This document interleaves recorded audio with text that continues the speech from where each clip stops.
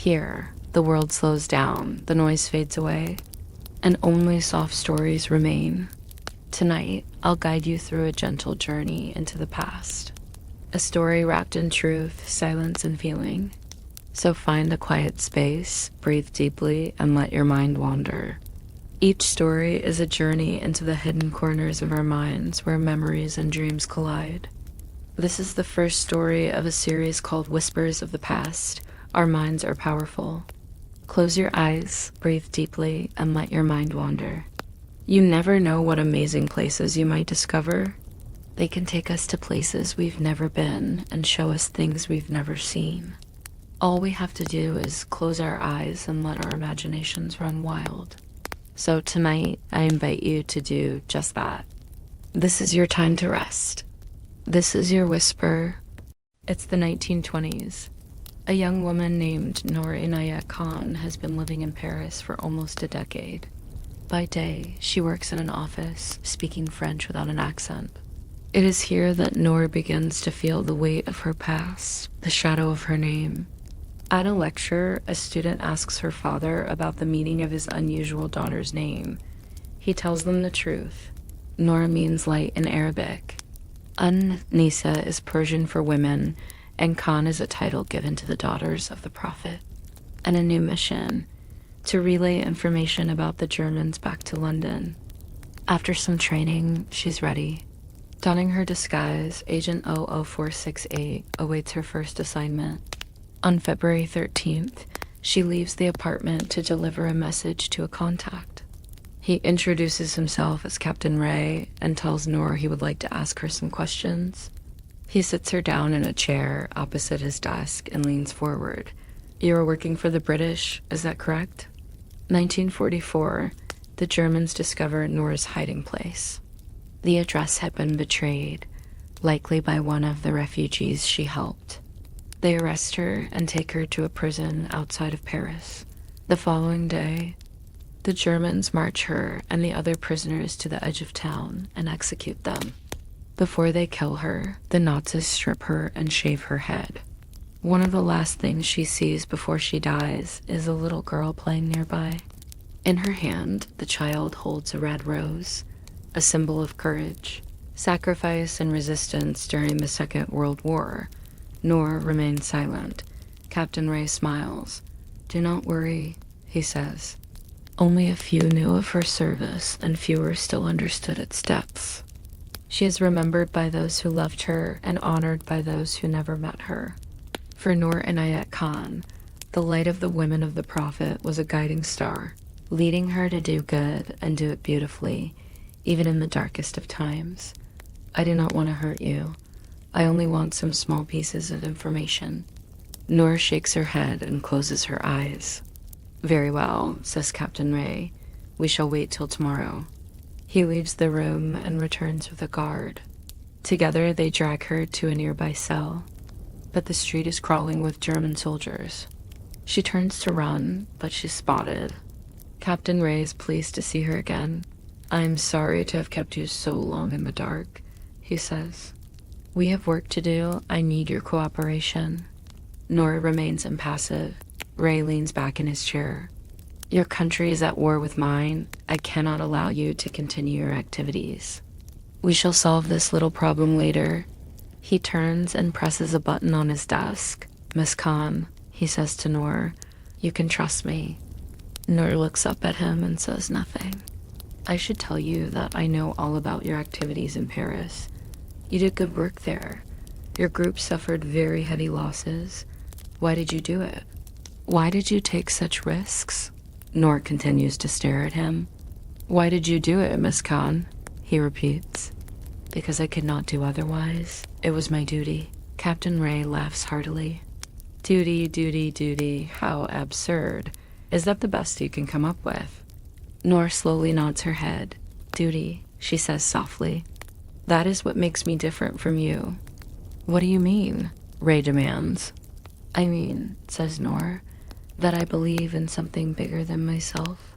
Something that does not change no matter what happens." Ray slams his fist on the table. "I am about to show you what happens," he growls. An officer calls out to her and asks where she's going. Here, the SS use electric currents to extract confessions and information. The guards drag her inside, strap her to a chair, and begin the torture. They demand she reveal the names of her fellow spies, but she refuses. They send her back to the cell, broken and battered. Captain Ray visits her again, offering her a chance to reconsider, but Noor remains defiant. He warns her that she will never see her family again. Still, she holds firm. Finally, Ray loses patience. So be it, he says. He sends her back to the cell, knowing that there is nothing left to do. Noor will never betray her country, her allies, or herself. Startled, Noor makes a false accusation and claims she just witnessed a crime. The officer demands to know who she is and where she's from. Thinking fast, Noor says she's a Jew from Belgium. Though shaken, the officer lets her go. He thinks he's outsmarted a clever Belgian pickpocket. But the next day, the Germans return to the apartment. They arrest everyone inside, including the refugees. They find Noor's secret messages and papers and discover her true identity. She's whisked away to a prison where she will never see her family again. She is shipped to a camp where she is separated from the others and taken to a room to await questioning. For over a year, Noor lives in Marseille, passing messages back and forth. Though she longs to do more, she knows her greatest asset is her obscurity. Even if captured, she probably won't be recognized. She plays tennis, takes lovers, and grows close to a French resistance fighter named Paul. She also finds out that one of her father's former students, a chaplain named Bill, has become an agent of the Sceaux as well. The two work closely together to bring down the Nazis, but it isn't easy. Noor misses her family, struggles with loneliness, and endures the constant threat of capture. But she keeps going, comforted by the faith she learned from her father and sustained by the hope that one day the nightmare will end. Taken together, it means the light of the women of the Prophet. The F section needs someone to go to Paris, the capital of France. And Noor is chosen for the job. She must leave Marseille and move to the heart of the Nazi Empire. It is extremely risky. There are people in Paris who recognize Noor, and it is possible that she will be betrayed. But she accepts the mission and prepares to leave. Saying goodbye to her lover, Paul, she leaves Marseille for Paris and moves into a safe house. While waiting for her assignment, she stays busy. She helps downed Allied airmen escape through the Pyrenees Mountains into Spain. She passes messages to the Sceaux. She even sets up an apartment for Jewish refugees fleeing persecution. All the while, she walks the streets of Paris, hoping she will never be recognized. When he finishes, the entire class stands up and applauds. And for the first time, Noor feels proud of her Muslim name. And by night, she enjoys dinner parties with friends from college, drinking wine and discussing art. Life seems good, but there's a storm brewing on the horizon. It's 1930. The Great Depression has hit France hard. Her father is now blind and frail and can no longer travel, so he moves in with the family. With the onset of economic hardship, Noor loses her job. But it doesn't bother her much. She feels rich in other ways. She's found her calling. She is a pacifist like her father and wants to help the poor. So while looking after her father, she volunteers at soup kitchens and shelters. Then, in 1936, something magical happens. Her father is offered a position as a lecturer at a college in London, so the whole family relocates. Meanwhile, Europe is in turmoil again. France has fallen and is occupied by Germany. Britain and France are at war. There's talk of a draft, but when men are called to serve, the Muslim soldiers are told they can go home. They refuse. Many are arrested. Some are sent to prison camps. Desperate to help, Noor and her sister Razia volunteer with a relief organization aiding Muslims in France. But as the war rages on, the work becomes too dangerous. They must flee. With the help of a friend, they get on a train bound for London. Soon they hear back that their visas have been approved, and the two sisters are off to fight for freedom on the front lines of World War II. Well, not exactly. Noor is still working behind enemy lines in France, but she's now taking part in the British Special Operations Executive, or SOE. She joins the F section, which recruits non-white agents. Because of her Asian features, Noor is able to pass for someone of Mediterranean descent, and she is soon on her way to Marseille. There she meets up with her handler, a seasoned spy master who gives her a new identity, a new look. But then in 1943, everything changes. The Nazi occupation of France is going well. For 10 months, life goes well. But at the beginning of 1944, Noor's luck runs out. When the door opens, she sees a tall, slender man. She spends 3 weeks in solitary confinement before being brought back to the interrogation room. Noor is dragged away to the infamous room 526, a place of unimaginable horrors. On July 12th, after the liberation of France, Noor's story fades from the public eye. Once upon a time, there was a girl named Noor who loved two things more than anything else in the world: her harp and her family. Noor was a storyteller. Every night after dinner, when her siblings were getting ready for bed, she would play enchanting melodies on her harp. These tunes were magical. They took her siblings on adventures across shimmering deserts and starry skies. She was born to write, to sing, to listen when others shouted. She was born to walk barefoot in the rain and dance in the wind. But even in that softness, there lived a quiet kind of strength. Men were sent to slaughter the men, women and children were taken captive, and homes were burned to the ground. People came from neighboring kingdoms to hear her stories and learn from her wisdom. She was troubled by the violence and hatred that seemed to be growing in her land. She had heard of Noor's wisdom and sought her guidance. Noor welcomed her with a warm smile and a cup of tea and listened patiently to her tale. When the young woman finished her story, Noor spoke in her gentle but firm voice. She told her that the answer to her problems lay within her own heart. She encouraged her to look for the good in others, to practice forgiveness, and to strive for understanding. The young woman was deeply moved by Noor's words. She realized that she had been focusing too much on the differences that divided people, and had forgotten the common humanity that bound them together. She thanked Noor for her guidance and returned home feeling hopeful and rejuvenated. She started to reach out to the people of other kingdoms, sharing stories and seeking common ground. Slowly but surely, she began to break down the barriers of hatred and mistrust that had been dividing their lands for generations. Inspired by Noor's example, she became known throughout the region as a champion of peace and understanding. And so the cycle of love, understanding, and peace continued, spreading from one generation to the next. Some rulers even invited her to their courts to use her influence to settle disputes and bring warring factions together. Despite her fame and influence, Noor remained humble and true to herself.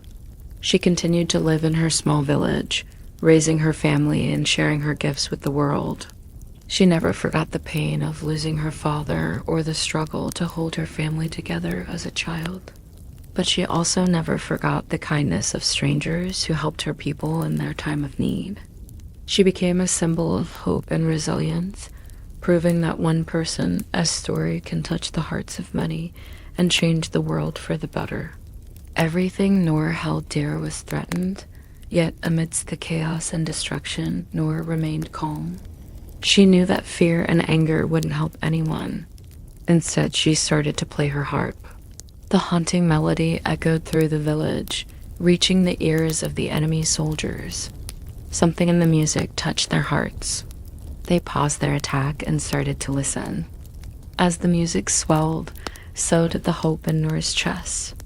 Maybe this song, this story without words, could touch their hearts enough to make them see the humanity in themselves and the people they were fighting against. The music ended in a dramatic flourish. The soldiers stood there for a moment, listening to the silence that followed.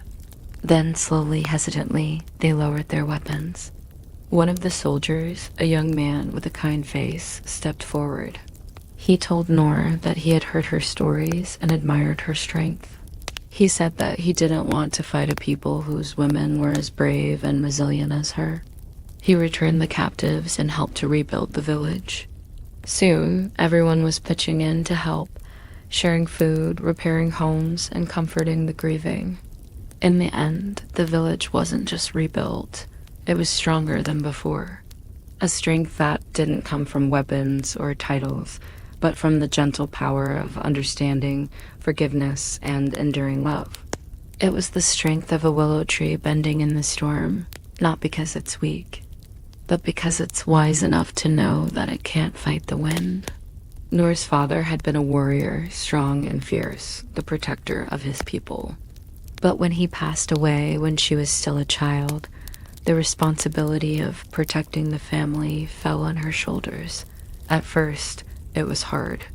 She was just a girl, barely older than her siblings, trying to hold up the crumbling walls of her home while battling the grief of losing her father, but she had no choice. Her mother, once vibrant and full of life, was now lost in her sorrow. The lively chatter that once filled their home was replaced by heavy silences. The joy of her siblings was dimmed by their loss. It was up to her to step into the breach, to fill the void left by their father and bring light back into their lives. So she did what she knew best. She told them stories, tales of bravery, hope, and resilience. She sang them songs of love and remembrance. She wove magic with her harp, each note a thread connecting them to their father, to their heritage, and to each other. Through her stories and music, she taught them that even in the darkest of times, there is always a flicker of light waiting to be found. They flew on the back of majestic birds, swam with playful dolphins in coral reefs, and danced with fairies in moonlit gardens. She might not have been a warrior, but she was a strategist, a peacemaker, and a leader. In a world where strength was often measured by the size of your sword or the fierceness of your battle cry, she showed that there are many forms of strength. Sometimes it's the quiet strength of a single parent raising her children with love and resilience. Sometimes it's the creative strength of a storyteller weaving tales that inspire and uplift. And sometimes it's the quiet inner strength of a young girl who steps up to protect her family in their time of need. She was not a warrior princess, but when she walked into a room, heads turned. Not because she commanded attention, but because her presence was like a soothing melody, calming the chaos and bringing a sense of peace. People felt safe around her. They sensed the depth of her empathy and the unwavering support she offered. Even her enemies couldn't help but be disarmed by her gentle spirit and quiet strength. With every pluck of the harp strings, Noor wove tales that made their imagination soar. Her stories were filled with brave princesses, mischievous fairies, talking animals, and most importantly, love. Love between siblings, parents and children, friends and neighbors, even love between rivals that could transform into something beautiful. Her stories taught them about kindness, bravery, and the power of believing in yourself. And her siblings, wide-eyed and rapt, listened to every word. She also loved her country. She loved the rolling hills and sparkling rivers, the bustling markets and quiet gardens. But there was another place that she loved just as much, a place that she had never been to, India. She didn't know why she loved this faraway land so much, but it felt like a part of her soul that was separated and calling out to her. She carried India inside her bones like an ancient memory, a melody half remembered from a dream. This longing led her to spend hours poring over books about India, its people, its culture, and its history.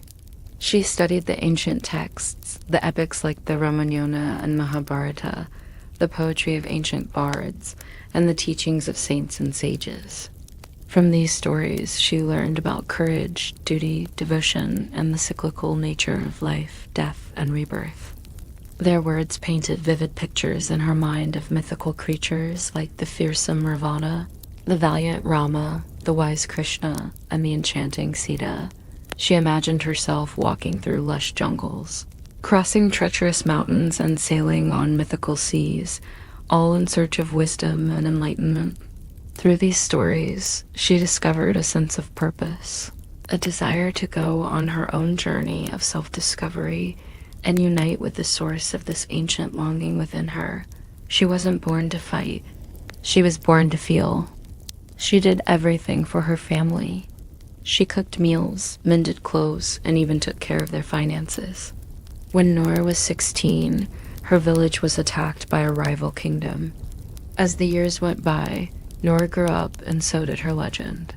One day, a young woman from a neighboring kingdom arrived at Noor's doorstep. Years passed, and somewhere in the background, the world began to lose its light again. The sound of boots echoed through Europe. A dark wind called fascism was rising. In Vienna, Berlin, and Paris, men were marching, not for peace and not for freedom, but for power, for conquest, for hate. Noor was still soft-spoken. Her name is Hannah. When she runs ahead, her mother calls after her. Careful, Hannah. Her voice gentle. Careful. There's a slight smile on her lips, a faraway look in her eyes. Their fathers are merchants, artisans, shopkeepers. Some of their mothers wear beautiful silk dresses and perfume. She doesn't know Hebrew, and yet she loves teaching these children. She loves their laughter, their energy, their thirst for knowledge. She loves watching them grow, change, blossom under her watchful eye. Most of all, she loves being their teacher. She reads books about history, about art, about philosophy. She goes to the window and sees a group of men arguing with a Jewish merchant. The men are shouting and screaming, waving their fists. She sees the anti-Semitic graffiti on the walls, the angry crowds in the street, the boycotts of Jewish businesses. She sees the fear in the eyes of her students, the sadness in their voices when they talk about their friends who have been taken away by the Gestapo. She sees the despair in their parents' faces when they come to pick their children up from school. She opens the letter and reads the words printed on it in bold black ink. You're summoned to appear before the Nazi Party office on the following date. Failure to appear is an offense punishable by law. Noor's hands shake as she finishes reading the letter. She rereads it, hoping that somehow the words will make more sense to her, that they will reveal something she has missed. Some mistake, some misunderstanding that can be cleared up, but the words are clear and the message is unmistakable. The merchant is trying to calm them down, but it's no use. How can one person make a difference in a world that is going crazy? Noor watches, horrified, as the men attack the merchant, beating him, kicking him, robbing his store. She reads poetry and plays, and she reads novels, both serious and frivolous. She reads everything she can get her hands on because for Noor, reading is more than just a pastime. It's an adventure, a journey into the minds of other people, a way to understand the world around her. Others wear worn aprons and have flour on their hands. Some of the children speak German with a slight accent. Others speak only Yiddish. But in Noor's classroom, they're all the same. She feels helpless, angry, afraid. She asks herself why. Why are these men doing this? What did the merchant do to them? And then she realizes he didn't do anything. They're just attacking him because he's Jewish.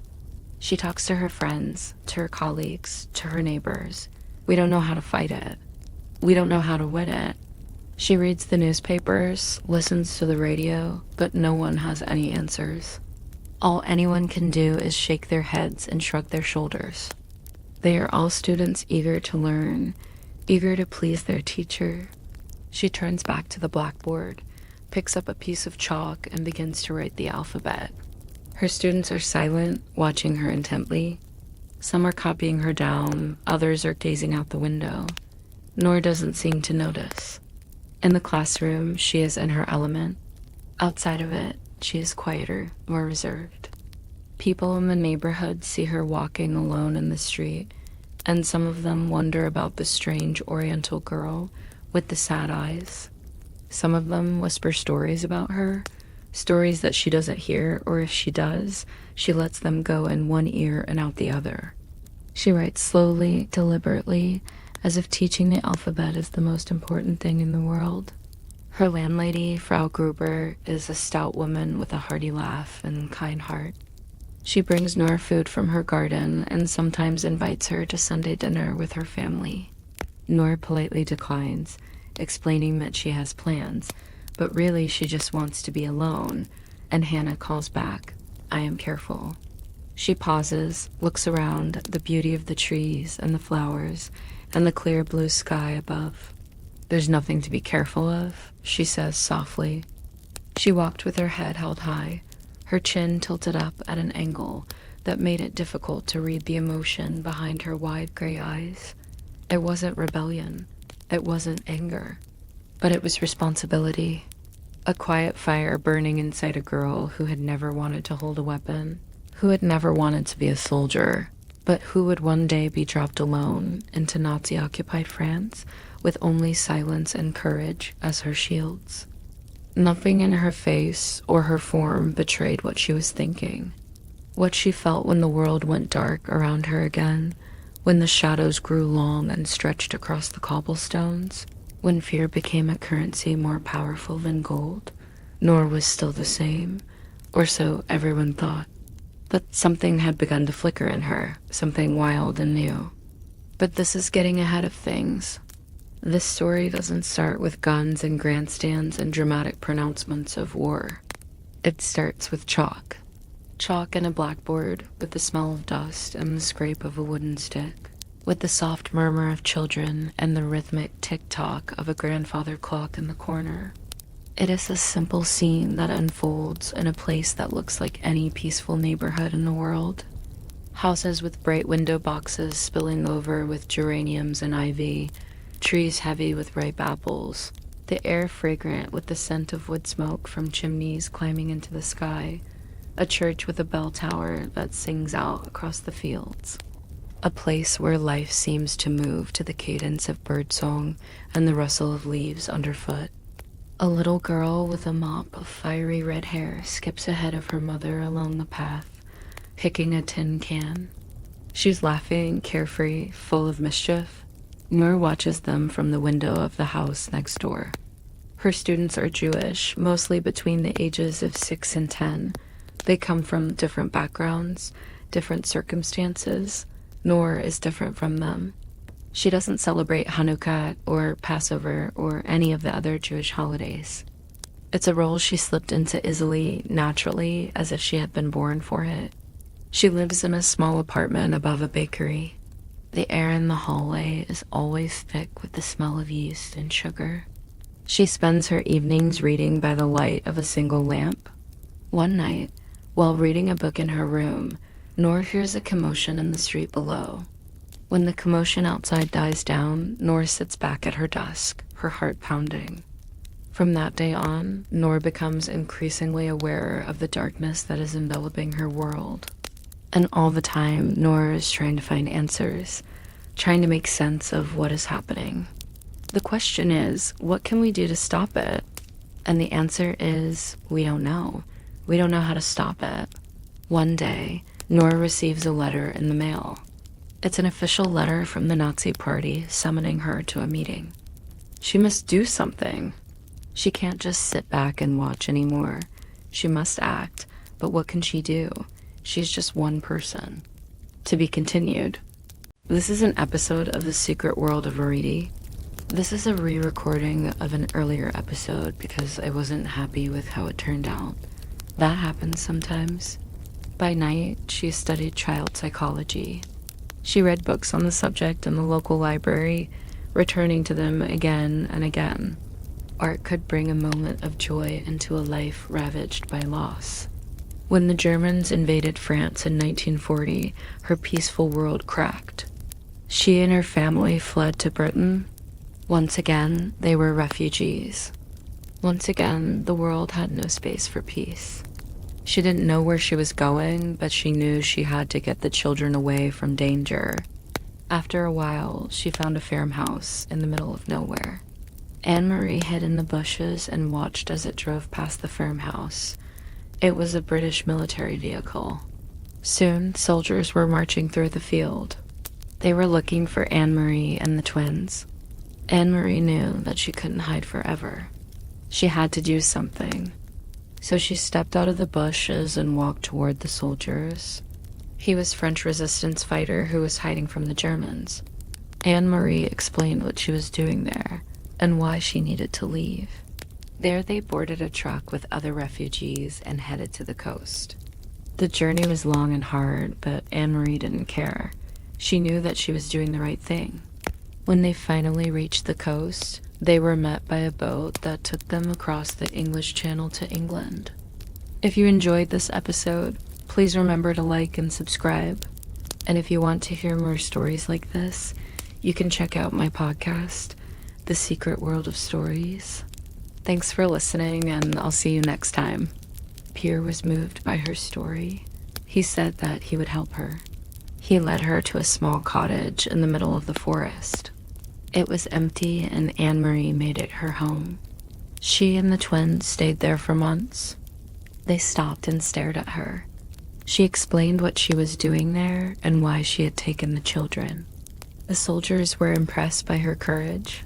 He told them about the progress of the war, about the Allies and the Axis powers. He also told them about a place called Kindertransport, a rescue operation that was taking children out of France and bringing them to safety in Britain. They were greeted by a woman named Helen, who was a member of the Kindertransport organization. She took them to a foster family in Wimbledon. In later years, she would tell people about her experiences during the war. She wanted to make sure that people never forgot what had happened. She wanted to make sure that such horrors never happened again. The twins were overjoyed to see their parents again.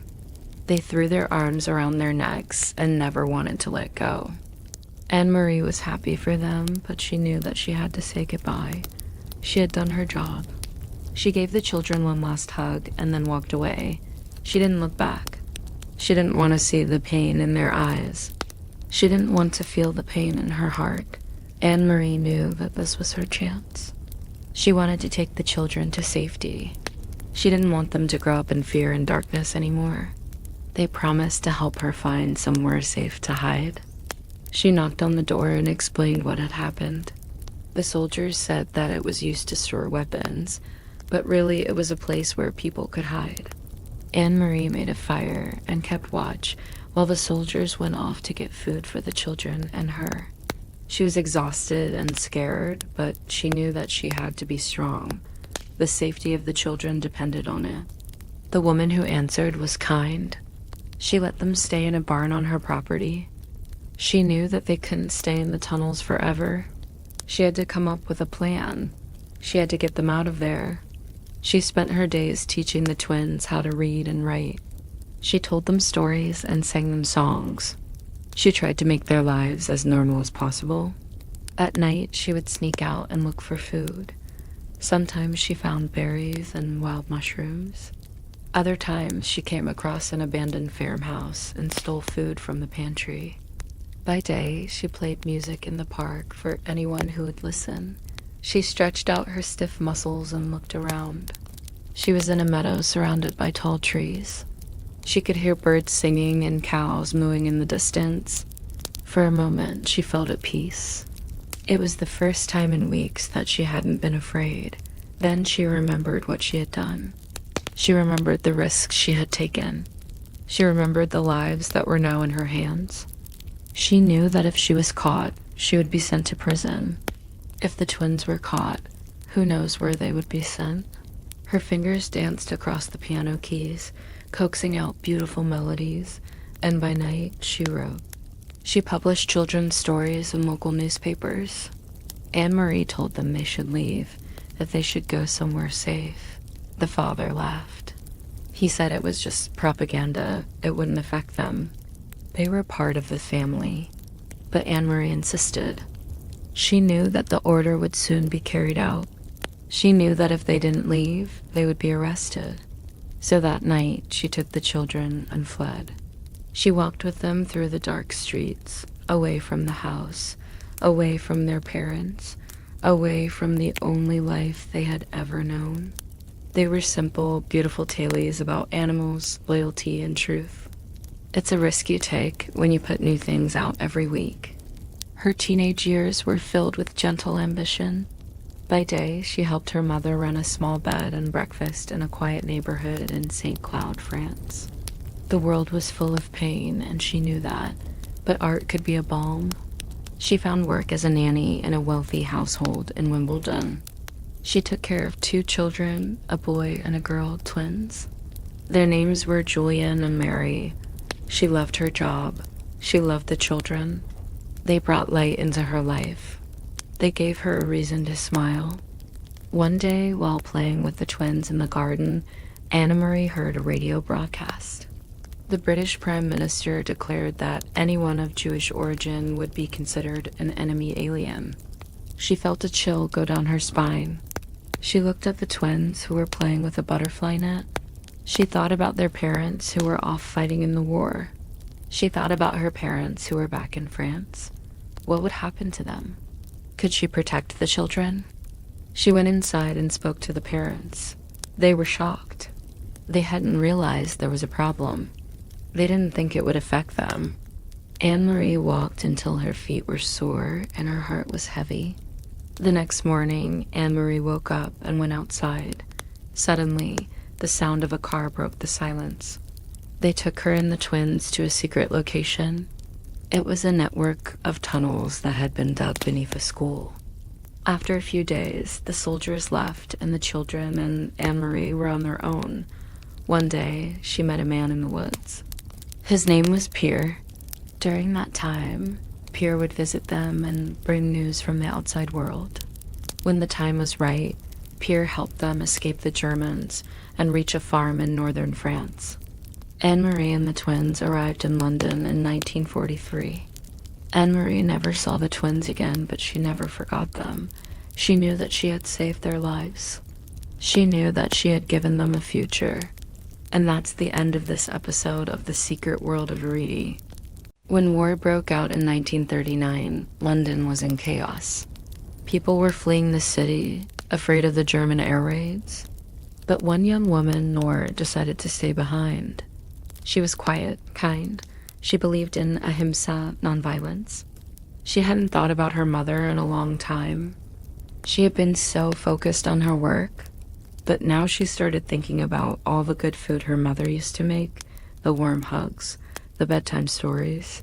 She felt a deep sense of longing. They sent her to work in an ammunition factory, which was very dangerous. What if she wasn't alive anymore? Noor got up from the bed and walked out of the hospital. They were staring at something on the ground, their faces pale with fear. It's just lying there and no one's doing anything about it. Noor walked up to them and asked what had happened. She needed to get back to her duty station. The war wasn't over yet and there was still work to be done. One wrong move and you could be blown up, but she took it in her stride. Noor, along with everyone else, rushed to the shelter. They huddled together in the dark, damp space, listening to the bombs falling nearby. They moved the bricks slowly, carefully. After a while, they managed to pull the body out from under the rubble. Noor helped them wrap the body in a blanket, and then they carried it to the nearest church, where they laid it down. He had a peaceful expression on his face as if he weren't dead. Suddenly, a bomb landed close by and the shelter collapsed. She placed the flowers on the body and stood up. When Noor came to, she found herself in a hospital bed. A doctor was standing over her, looking grave. She believed that working hard and remaining calm in the face of danger was the best way to serve her country. She wasn't just a cog in a machine. She was a human being making a difference in the world. "Will he be able to see me again?" she asked. "You have a few cuts and bruises, but nothing serious." "Of course he will, sweetheart. He'll be watching over you, protecting you. You've got a lot of friends outside who didn't make it." He told her about the raid. Many people had been killed. The town was in ruins. She joined the Women's Auxiliary Air Force. not because she wanted to fight, but because she couldn't stand by. The officers didn't know what to do with her. She put the letter in the mailbox and then went back to work. But soon she started to worry. What if her mother got the letter and was too worried about her? She shouldn't have told her. Now, every time the air raid sirens went off, Noor panicked. She felt a sense of sadness, but also a sense of pride. They had done the right thing. They had shown compassion and kindness in the face of death. She would run around the factory floor, making sure everyone was safe. She couldn't bear the thought of anything happening to her mother because of her. And then one day, while she was having tea with some friends at the factory, they started talking about their families, and Noor realized that she missed her mom. She wrote a letter to her mother telling her about her life in London, how she was doing her bit for the war effort, and how much she missed her. One night, the sirens blared louder than ever. "You're very lucky to be alive," he said. Noor was shaken, but she knew she had to be strong. She had to think of her mother. What if the bomb had hit her house? As she walked through the bombed-out streets, she saw a group of women and children standing by a wall. "There's a dead body under that rubble," one of the women whispered, pointing to a pile of bricks. Noor looked down at the body. It was a man's body. He was wearing an air raid warden's uniform. "We need to get him out from under there," Noor said, knowing that she had to do something. "I'll help you." And so the women and children started digging. A young girl approached the body and knelt down beside it. She started crying. "Is he dead?" she asked, her voice small and scared. Noor knelt down beside her and said softly, "He's at peace now." The girl looked up at her eyes wide and innocent. Noor smiled sadly. The girl nodded, still crying. Then she looked up at Noor and asked, "Can I give him a flower?" Noor nodded. The girl ran off and came back with a small bouquet of wildflowers. "Thank you," she said to Noor. "Thank you for helping." Noor watched as the other women and children came to lay their flowers and say their goodbyes. As the sun began to set, casting long shadows across the ruined landscape, Noor knew that she had found her purpose in this war. This is a tale as old as time itself. There was a king, and he had many enemies. One day, the king was traveling from one kingdom to another. His convoy was large, his armor heavy, his steps slow. Suddenly, an arrow loosed from a bow whizzed past the king's head. He cowered behind his shield. Another arrow followed by a third. The king's face was pale with fear. There were 5 men in the king's retinue, 5 brave, able-bodied men. They fought with swords and shields, and one of them was the king's daughter. The king was cowering inside, too afraid to come out, and Arja was exhausted. What was she supposed to do now? With a nod, she directed the men to the tower. The trees themselves seemed to lean towards the clearing, forming a protective circle around the tower. The soldiers in the tower cheered, and the king, his face ashen, slowly emerged to see the damage. Then something amazing happened. From all around, figures emerged, silent and deadly, their eyes gleaming in the moonlight. She had a small sword at her side, but she didn't use it. She knew she wasn't strong enough to win a sword fight against an experienced soldier. "Are you hurt?" he asked, his voice shaking. "I thought I had lost you." "I'm fine, father," she said, smiling weakly. "I had help." "Your daughter did, my king," he said, "for she is the true heir to your throne." So she watched, she waited, and when the time was right, she struck. They were his army, and they had come to protect him. But there was one. "Who sent you?" the king asked. "Who told you to come here?" Before anyone could object, she had climbed up, pulled up a shield, and stood back to back with another soldier, facing the attackers. But Arja was ready for him. She ducked under his sword arm, sending the weapon clattering to the ground. But as she looked into the faces of these men, she saw the hope that burned brightly in their eyes. She realized then that maybe she could do more than she thought. Maybe she could lead them to victory. She danced around him, keeping just out of range, occasionally delivering a kick or a punch when she could. Finally, as darkness fell, she saw her chance. She lunged forward, knocking the sword out of his hand. Then she ran, not stopping until she reached the safety of the tower. Then she kicked him in the knee. He cried out in pain and surprise. For a moment, she had him at a disadvantage. She pressed her attack, delivering blow after blow until he collapsed, groaning, too exhausted to go on. It was a sorry sight, really. A scared young girl in a flimsy tower made of wood and cloth, cowering behind a shield almost as big as she was. Her name was Arja, and yet she had a clarity that others didn't. She could listen to orders and decode chaos. While the others were panicking, she saw the problem clearly. 2 men were needed to man the makeshift tower. One was needed to support the king. That left 2 more to fend off the enemy. Arja knew what had to be done. Though no words were spoken, she took charge, but the attackers hadn't expected her to stay. They thought she would run away or hide, but Arja stood her ground.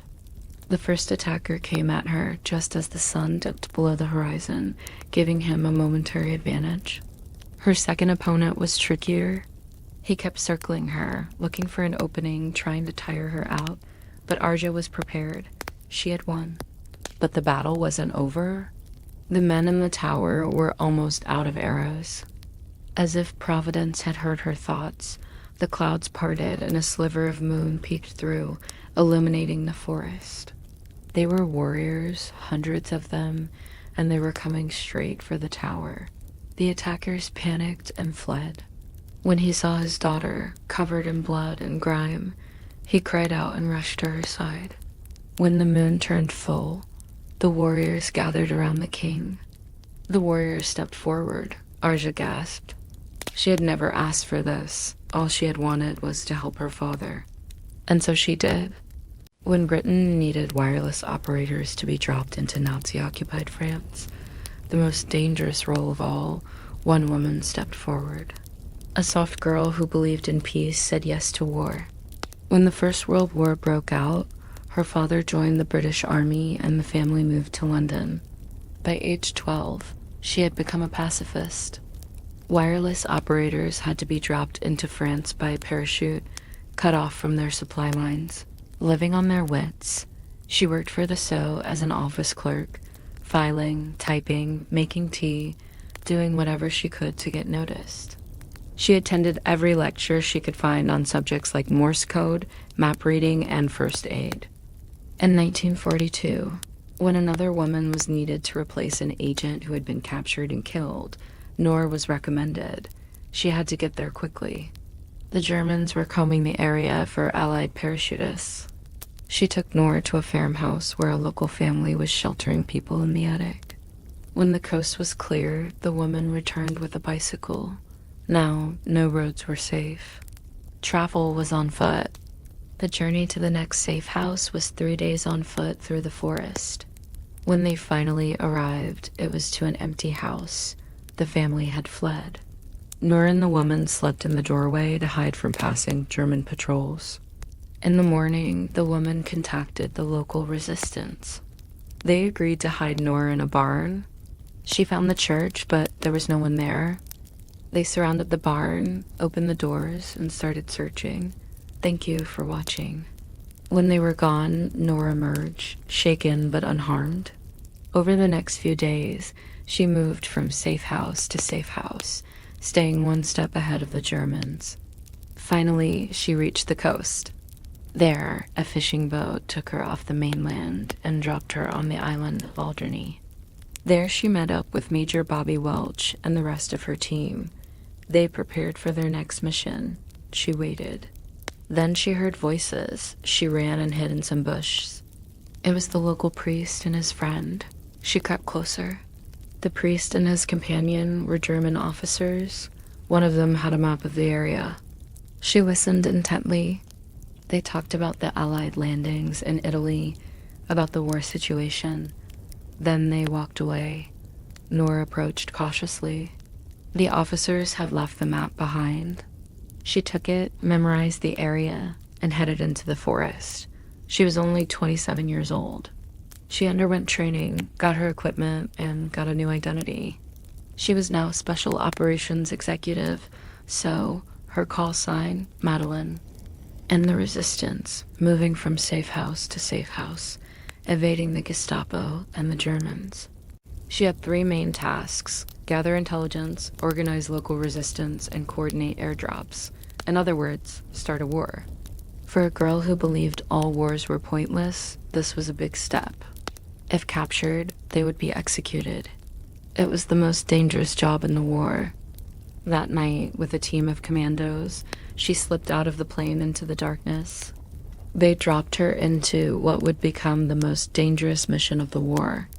All Noor had was her suitcase and the clothes on her back. No guns, no backup, no night vision goggles, not even a map. She was dropped into darkness with orders to find her way to a prearranged meeting point, a church in a small village. At 16, she joined the Theosophical Society, a group that believes all religions are equal and advocates for world peace. She took the name Madeline and wore the colors of the French flag, blue, white, and red, as a symbol of her admiration for France. She learned French, read French literature, and wrote poetry in French. She even turned down an invitation to join the British Communist Party because, as she said, "I am through with politics." Because she believed protecting the innocent was more powerful than holding a sword. This is her story. By June 1940, within weeks of the German invasion, Paris had fallen. Within months, France was entirely under Nazi control. Soon, German troops were marching across the Channel into Britain. Evacuation of Dunkirk had just ended. Britain was preparing for a possible invasion. There was talk of a coming Holocaust. The British government believed that France, though temporarily defeated, could still be liberated from within. The Special Operations Executive, SOE, was set up to coordinate espionage, sabotage, and reconnaissance in Nazi-occupied territories, and Noor was about to join them. Noor Inayat Khan was born in 1914 in Moscow to a British father and an American mother. Then came the Second World War, and with it, the fall of France. She applied to be a wireless operator, a critical role in getting information into and out of France. Her application was rejected because she was a woman, but Noor was not deterred. She carried no gun. Her weapon was this suitcase. Inside it, a radio transmitter the size of a briefcase. With it, she would transmit back to Britain. On June 1943, she was put on a plane and flown to a village in Nazi-occupied France. From there, she was to contact the resistance, find a safe house, and wait for further instructions. As dawn broke, she reached a crossroads. A woman stood there waiting. She was the local resistance leader. She had a bicycle. That night, the Germans came looking for her. This was the story of Noor, the girl who believed in peace, who went to war and became one of Britain's greatest heroes. The year was 1943. World War II had swallowed Europe in silence and fear. Music stopped playing in the streets, cafes shut early, laughter was a rare sound. She had learned Morse code, studied maps, practiced staying invisible. She wasn't a soldier. She was something quieter and far more deadly to the enemy. She was a wireless operator, and her job was to send secret messages from the heart of Nazi-occupied France to London. That was it. So she picked up her suitcase and walked away from that house, from her past. For weeks, she stayed at different houses. Noor's first transmissions were filled with errors. Her signals were weak, her Morse code rusty, her location constantly changing, the weather interfering. She sent names, locations, escape plans, warnings. But her biggest asset was her voice. Even if the messages were garbled, London could pinpoint her general location and act accordingly. Soon enough, the messages became clearer, the voice stronger. She grew more confident. She began to include extra information. She even hinted at her loneliness. And the bigger the network grew, the higher the chances of it being discovered. And soon those leaflets were scattered all over Paris, fluttering from windows, tucked under doors, pushed through letterboxes. Every leaflet was a silent scream against the darkness, and Noor hoped that soon those screams would become a roar. She turned and ran, hiding in a nearby store. She knew she couldn't stay there, so she ran again, deeper into the city. She ran until she collapsed, gasping for breath, hiding in a doorway. She left the city that night, walking through fields and hiding in barns until she reached a small village called Le Puy. She had lost her network. She had no one. And as the war dragged on, she felt lonelier than ever. But she never stopped working. She was awarded the George Medal for her bravery. Her story inspired books, plays, and documentaries. But perhaps her greatest legacy is the reminder that courage comes in many forms. Sometimes it's loud and proud, but sometimes it's quiet and steady, just like the hum of a radio in the dead of the night. That's what courage sounds like. She trained new recruits, improved her radio skills, perfected her disguises. Whenever the Allies needed a message delivered to France, she volunteered to do it. Again and again, she parachuted into Nazi-occupied France, carrying secret messages and rescuing downed pilots. There she boarded a train disguised as a farm worker, clutching her radio like a lifeline. She traveled through Switzerland and Italy before finally reaching London. Now, this story has stayed with me for a long time. It reminds me that heroism isn't just about grand gestures. It's also about the quiet, consistent acts of courage that change the world for the better. People stared at her. She felt sick with fear and exhaustion. She had been running for almost an hour. Then she saw a woman approaching. "Are you all right, mademoiselle?" "I need help," she said breathlessly. "Can you hide me?" The woman looked around cautiously and nodded. She took Noor to her apartment, gave her water and food, and helped her change her clothes. So while she helped others, Noor never forgot her primary objective: stay alive and keep transmitting. Her radio was the most important tool in the resistance. Through it, she saved countless lives. And yet her spirit shone through all the crackling, all the interference, and London heard her. Or rather, they had found her. She received a note tucked inside a book, a single line that read, "One day, as Noor entered a building to transmit a message, she heard voices. Did you see her? The woman in the red hat?" "Yes, I think I saw her enter that building." Keep an eye on her." They were talking about Noor. The building was being watched. "We're expecting you at the Majestic Hotel at 8 p.m. Bring your radio." She arrived on time, sat in the lobby. 2 men approached her. "Just don't go out until evening. The street is dangerous." As the day passed, Noor tried to relax, but she couldn't shake off the feeling of being hunted. When the sun set, she slipped out of the house and went to a prearranged location, a small bookstore near the Latin Quarter. There, a man scribbled numbers on a piece of paper and handed it to her. "Where should I go?" "You are to report to London directly," he said grimly. "Your network is compromised. You must leave France immediately." They whispered, "Madeline, we are here to take you to our headquarters." They led her through the city, down narrow streets and across bridges. Their headquarters was in a building near the Luxembourg Gardens. She stayed with a family who suspected she was Jewish, a prostitute who didn't ask too many questions, an old woman who simply didn't care. But all through these weeks, she carried her radio in her suitcase.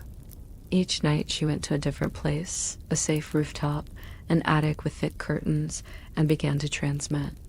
There was Captain Paul Turner, a dashing young Englishman. Yvonne, a brave Belgian woman who ran a garage by day and spied by night. And Georges, a loyal Frenchman who was as steady as a rock. Together, they formed a new resistance network. They planned missions, distributed weapons, printed fake documents. They helped downed pilots escape and Jews flee the country. And each night, when the moon was right, Noor would climb a tower, raise her radio, and transmit their work to London. Click, click, tap. Sometimes the transmissions were picked up, sometimes they weren't, but either way, she kept trying. And in France, where life had once been full of poetry and art, now every whisper could lead to an execution. It was the quietest war imaginable. And in the heart of that fear, on one dark, rainy night, someone parachuted in. She didn't land with soldiers, no weapons, no welcome. Just the wind in a suitcase that held something far more dangerous than a gun. A radio. Her name, Noor Inayat Khan. Cody name, Madeline. Noor had trained for this moment for months. She landed near NJ. The parachute disappeared into the trees. She stood up. Quietly, her heart was calm. Her mind focused. This was not a mission of violence. She walked until she reached a house, knocked on the door, gave a prearranged sign, and waited for instructions. A gruff voice asked, "Who are you?" "A displaced person seeking shelter," she replied in fractured French. "Very well, enter." He motioned with his chin towards a room off the kitchen. "You may sleep there for tonight." She thanked him, quietly slipped into the bedroom, and did not come out till the next day. This was a mission of trust and silence. She was alone. Her contact in France had already disappeared. She had no backup, no guarantee of rescue. She had nothing but her wits and the mission. But she didn't hesitate. She changed her clothes, took a deep breath, and stepped into the role she had trained for. She was no longer Noor Inayat Khan, a British agent behind enemy lines. She was Madeline, a quiet French governess who loved poetry and drawing. And so she started walking along the road away from the landing site, keeping a low profile and hoping to soon disappear entirely from the Nazis' view. When she emerged, the man was gone. The coast seemed clear.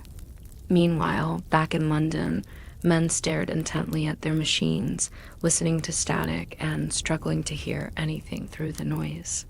Slowly, methodically, she built a new spy network.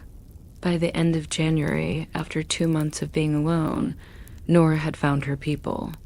Here she met other members of the spy ring, people like her who transmitted secret messages. But the network was fragile. Every member risked arrest, torture, and death.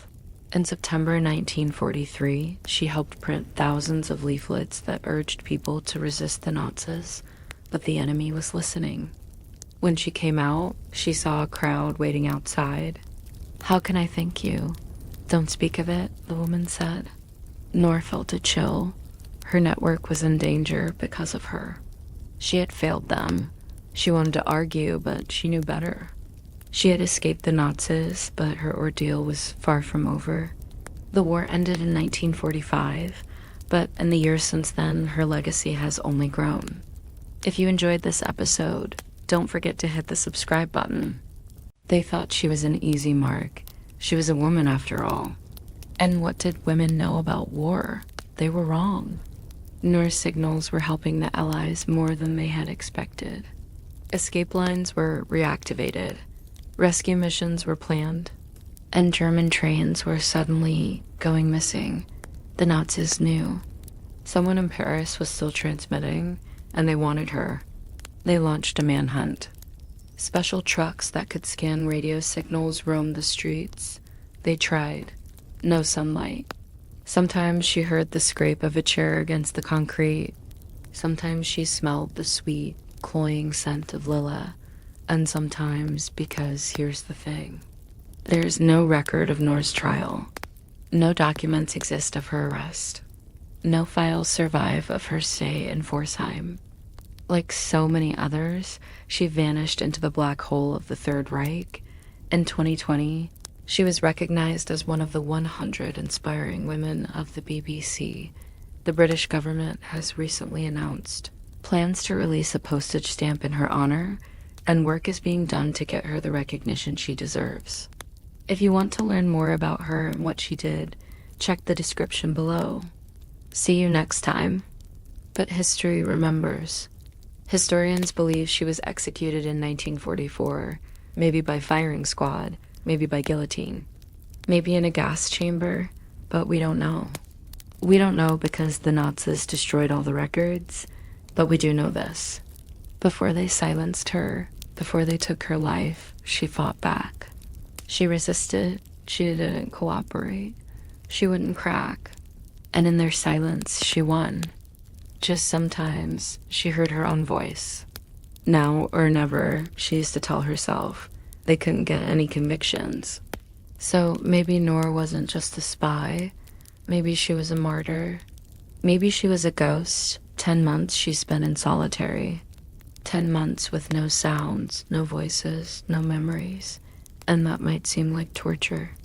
And it was. But it also gave her the chance to create another world. A world made of imagination, of words, of stories. And that world survived. She survived. That's why whenever we feel alone, whenever we feel forgotten, we can listen closely. And if we're quiet enough, maybe we can hear it. The whisper of a voice, the echo of a song, the memory of home. You have something worth saying. Say it now or never. And so she did. She whispered stories to herself, fairy tales, old songs, memories of home. She told herself about her mother's smile, the smell of spices at market, the taste of ginger beer. She sang herself old French folk tunes, remembered lines from books, recited poetry, no voice. First her mother's, then the peddlers, then the bakers, then the river, then the train, then the whispers too. Soon she was only hearing scratching, scraping, shuffling. No longer a voice, but a whisper. No longer a memory, but a phantom. Finally, only silence. 10 months without a word. 10 months without a sound. No human contact. Just the scratch of a pen on paper. That was the sound that haunted her. It always came right before the door opened and a guard dragged her out. Out to a windowless room where 3 men sat across from her. The head one always wore a fine suit. The other 2 always wore plain shirts. All 3 always asked the same thing. Where are your contacts? Name one person. Give us one address. Tell us one signal. She never did. But they kept trying. Every day, they returned asking again and again and again. They shouted, threatened, even forged letters from her family. She stayed silent, then she tried to escape. Twice. The first time, she bent her bed frame, tore the curtain cords, and climbed out of a 3rd-floor window. She was caught before she hit the street. The second time, she reached the roof. But there was no way down. The Gestapo grew afraid of her. She wasn't just a spy. She was a symbol. So they labeled her highly dangerous. Must be kept in total isolation. And that's how she became one of the most tortured women in Nazi Germany. Every alley, every rooftop, every faint electric pulse was now a possible lead. The very next time Noor left her apartment, she saw one of those trucks parked outside. She saw the men come out, saw the direction they pointed to, and she ran. She found a new hiding spot. Sometimes it was a matter of hours between safety and discovery. Each time she moved, she had to be careful not to leave anything behind. Each time she slept somewhere new, she had to keep watch. If the Germans found her transmissions, she might get arrested, or worse, deported to a concentration camp. And she knew they were getting close. She could hear them talking in the stairwells, calling her name, begging her to come out, but she never did. Not while she had something to transmit. Not while she had something to send. One day, she barely escaped a trap. She was taken to 84 Avenue Foch, Gestapo headquarters in Paris. A place where secrets came to die. And that night, her secret died. 84 Foch was built for intimidation. Its stark concrete facade flanked by towers, the building seemed to swallow anyone who entered. Inside, its long, echoing hallways held more menace than its architects had even imagined. Noor was locked in a cold room, stripped her of everything, and began to interrogate her. They thought she would be easy. She looked soft. She didn't raise her voice. She didn't resist, but they were wrong. She gave them nothing, not a name, not a contact, not a location. But Nora was already gone. She carried her suitcase tighter now. She spoke even less. She trusted almost no one. But then came the moment she feared. A woman she had once met, someone she had trained with in London, betrayed her, sold her name, her face, and her location. The Gestapo waited until midnight. They broke down the door, pulled her into the street. She didn't scream, didn't cry. She just stared. In that moment, Noor knew she would die. For weeks, she was moved to Pforzheim prison in Germany. For 10 months, she was kept in solitary confinement. Her hands and feet chained. And each time she was returned to her cell, her hands were dragged across the floor. Sometimes she felt their touch on her shoulders, then the voices slowly faded away. But the story isn't over, because when they couldn't prove any charges against her, they couldn't convict her of anything. Noor Inayat Khan may be gone, but her legacy lives on.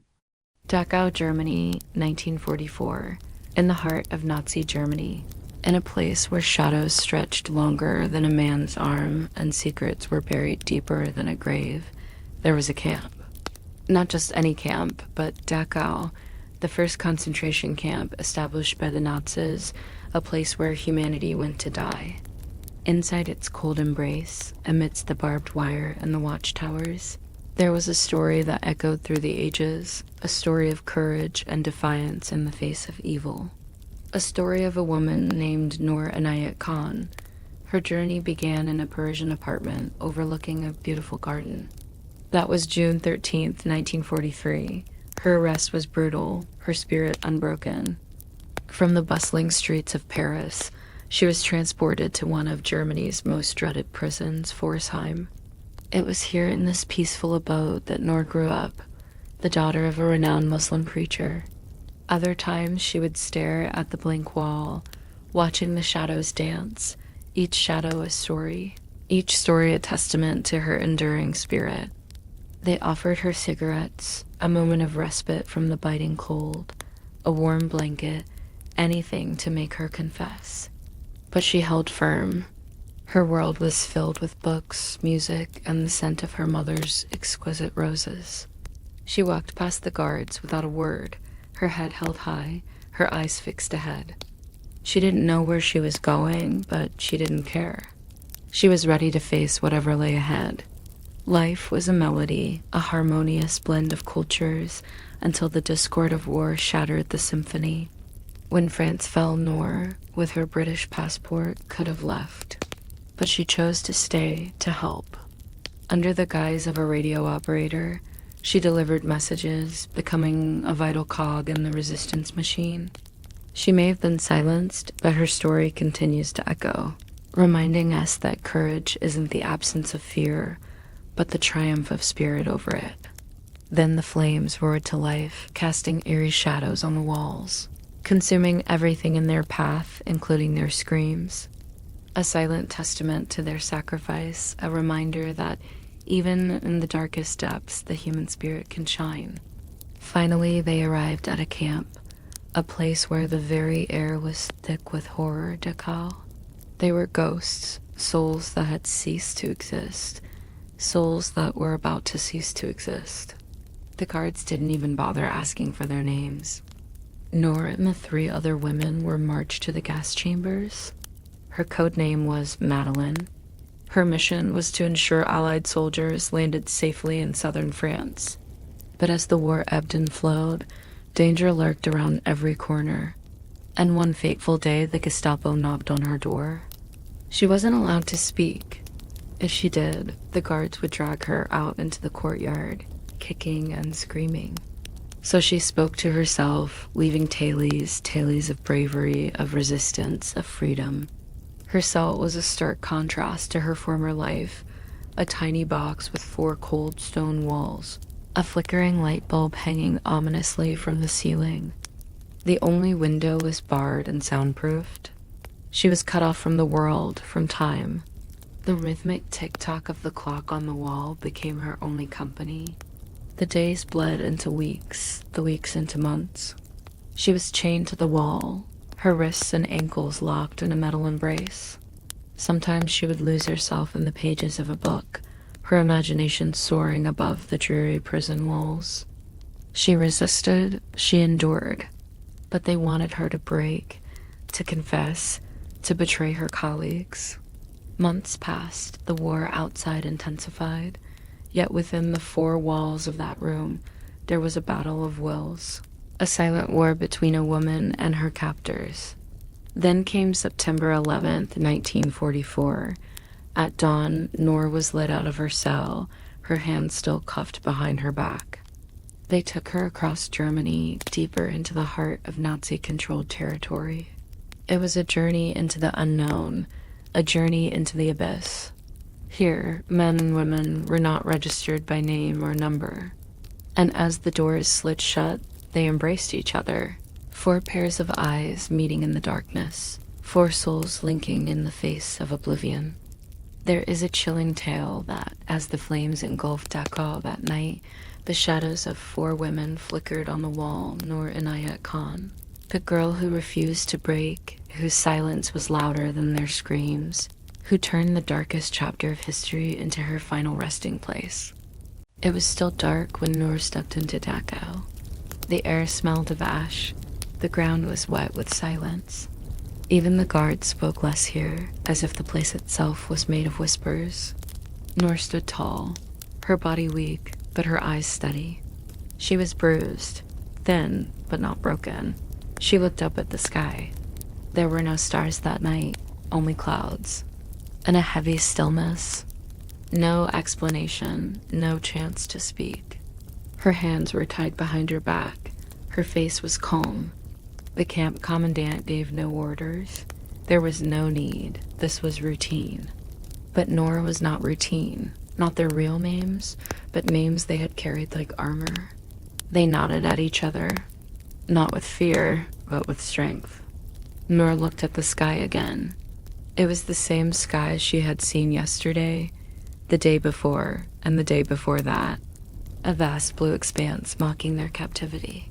Finally, only she and Violet were left in the courtyard. The guard with the badge approached them. His gloved hand was outstretched, his eyes cold and hard. The guards led the women to a small courtyard. One by one, the first rays of sunlight touched the wet ground, making it sparkle like a freshly paved road. Work sets you free. It was a lie, a cruel and wicked lie. In Violet's eyes, she saw the same bravery that had become a beacon in these dark times. She also saw fear, a raw, unfiltered emotion that mirrored her own. A cruel joke from the universe? Just beyond the fence, children waved at passing soldiers, their laughter tinkling like bells. Their bond, forged in the fires of adversity, spoke volumes. They knew what lay ahead, but they faced it together. The soldiers waved back, their faces open in smiles. She turned just slightly and looked at the others, Violet, Denise, Madeline. Then the gates of the courtyard slammed shut. The lock echoed in the stillness. In the courtyard, the women huddled together, their shadows stretching long and thin in the morning light. He held a piece of paper in his gloved hand. The paper fluttered in the wind like a dead bird. He read out the names, the women's names. Each name was a hammer blow to Noor's heart. She squeezed her eyes shut, trying to hold back the tears.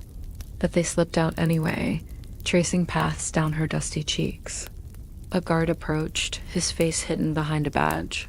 Some of them had seen the smoke, but they walked bravely, their heads held high, even in the face of death. One by one, the women stepped forward, their shadows shrinking with each step. They knew where they were going. They had heard the whispers. Noor watched them go, her chest aching with each goodbye glance. "Your turn," he said. His voice was devoid of any emotion, just like his eyes. Noor looked at Violet, her best friend since childhood, the sister she never had. They took each other's hands, their fingers intertwining like vines, and in that moment they didn't need words. As they walked side by side towards the crematorium, the guard's harsh words echoing behind them, Arbeit matched Fry. But in the depths of their despair, Noor and Violet clung to each other, finding solace in their shared humanity, knowing that even in death, their friendship would remain a testament to the indomitable spirit of love and camaraderie.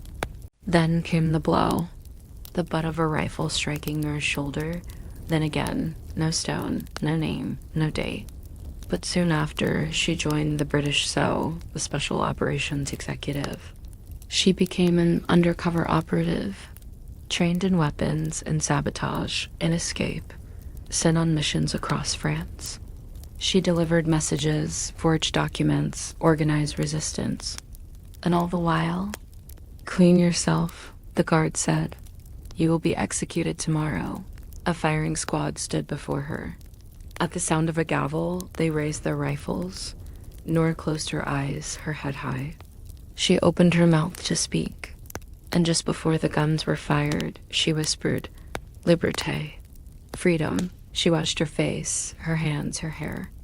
She looked at her reflection in the water. A bruised face stared back, eyes filled with rage, nostrils flared in defiance. Noor slept that night in the corner. She woke up to screams. A prisoner had tried to escape. The guards beat him to death. They dragged his body away. That night, Noor prayed. She prayed for strength, for courage, for the will to resist. She knew she would die, but how she died mattered.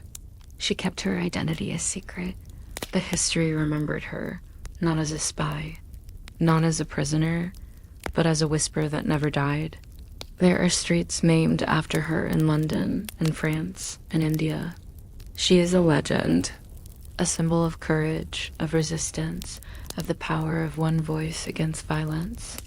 And again, she fell to the ground. Her face met the dirt, blood on her lips, her breath slow. And you think this is a story of pain. No light, no sound, just four walls and a cold steel bed. Then came the interrogations. They wanted to break her, to force her to betray her country, to confess the secrets she did not have. One guard stood out. His name was Franz Xavier Schutzstaffel, or Schutz for short. He taunted her. "Why don't you talk? It would make my job so much easier." Noor said nothing of defeat. No, this is a story of courage. And the stories, they began to rise. Among them, the girl who never broke, who never betrayed, who chose silence over survival, a voice stronger than violence. Noor was arrested. On June 13th, 1943, she was sent to a prison camp. Her cover blown, her mission failed. She was no longer an agent of the Crown. She was a number. Prisoner 27,371 of resistance. Her father was a leader of the Indian nationalist movement. Her mother, a British citizen. So Noor held dual citizenship of India and Britain. By the time she was 10 years old, her parents had separated. She moved with her mother and siblings to London, of a life that refused to be broken. Because just before the final shot, Noor whispered something. A single word, soft but clear. Liberté, freedom, and then silence. Noor Inayat Khan was gone, but the echo of her word didn't vanish. It stayed. In the walls, in the dirt, in the air. Because when a life is lived in truth, even death cannot erase it. The guards buried her in an unmarked grave. On July 13th, 1944, the camp was liberated. The gates of Dachau were broken open. Noor Inayat Khan was born on January 1st, 1914, in Moscow. As a young woman, Noor trained to be a teacher. Then came the betrayal. A Nazi informant, a suitcase full of British secrets. For 2 weeks, she was held in solitary confinement. One day, they took her to a room. A single chair, a table, a bowl of water. The next morning, she was taken out to the courtyard. Today, her story is told at museums, at memorials. I am the editor of an international news channel.